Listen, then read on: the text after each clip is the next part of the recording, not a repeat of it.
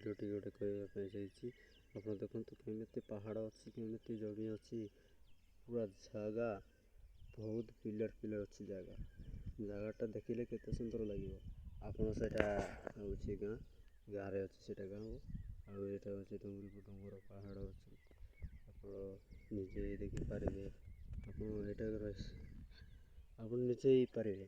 ଆପଣମାନେ ଆସିବା ପଛଠୁ ହେଲେ ଆପଣ ଦେଖିପାରିବେ। ଏଇଟା ହେଉଛି ସବୁ ବଉଦ ପାହାଡ଼ ପର୍ବତ ସମସ୍ତେ ଅଛନ୍ତି।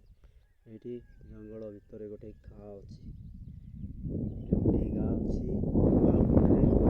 ଅଛି ଚନ୍ଦାହାଣ୍ଡି, ଯେଉଁ ଛତିଶଗଡ଼, ଗନ୍ଧପନା, ପାଟପଲିଆ ସମସ୍ତେ ଅଛନ୍ତି। ସେପଟେ ପାଣି ସମସ୍ତେ ଅଛନ୍ତି। ସେପଟେ ସମସ୍ତେ ଅଛନ୍ତି। ସେପଟେ ଅଛି ଆଉ ସେପଟରୁ ଗଲେ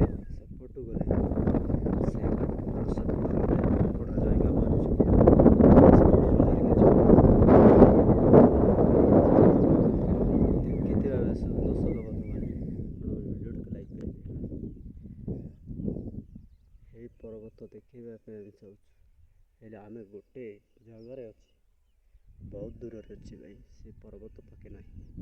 ସେଟା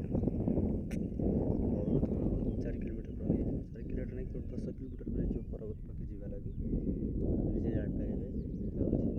ଦେଖିଲେ ସମସ୍ତେ ଏଇଟା ଦେଖିପାରିବେ। ଆପଣ ପର୍ବତ ଦେଖିଲେ କେତେ ସୁନ୍ଦର ଲାଗେ।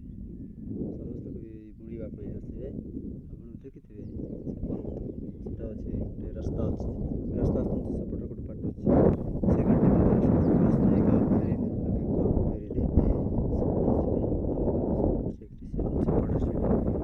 ସେ ଗାଁଟି ଯିବାର ଅଛି ସେପଟରୁ ଗୋଟେ ରାସ୍ତା ଅଛି। ଆଉ ଏଇଟା ଗୋଟେ ରାସ୍ତା ବୁଝିପାରିବେ। ସେଇଟା ତ ସମସ୍ତ ଏଇଟା ଭାଇ ନିଜେ ଜାଣିପାରିବା ପାଇଁ ମାନେ ଜମିଟା ବହୁତ ଅଛନ୍ତି। ଆଉ ଜାଗା ଦେଖିଲେ କେତେ ସୁନ୍ଦର ଲାଗିବ। ଜାଗା ଦେଖିଲେ ମାନେ ଆପଣଙ୍କର ବହୁତ ଆପେ ଖୁସି ହେଇଯିବେ।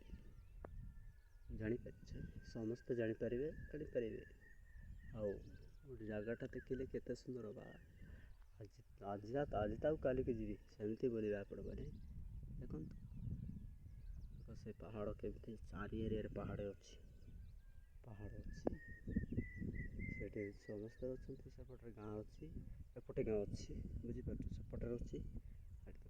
ପାହାଡ଼ କେମିତି ଲାଗିଛି, ଚାରି ଏରିଆରେ ପାହାଡ଼ ଅଛି। ସେ ଗାଁଟା ସେଠି ଗାଁ ଗୋଟେ ଅଛି, ମଝିରେ ଗାଁ ଅଛି, ଚାରି ଏରିଆରେ ସମସ୍ତେ ଜାଣିପାରିବେ ତ। ଦେଖ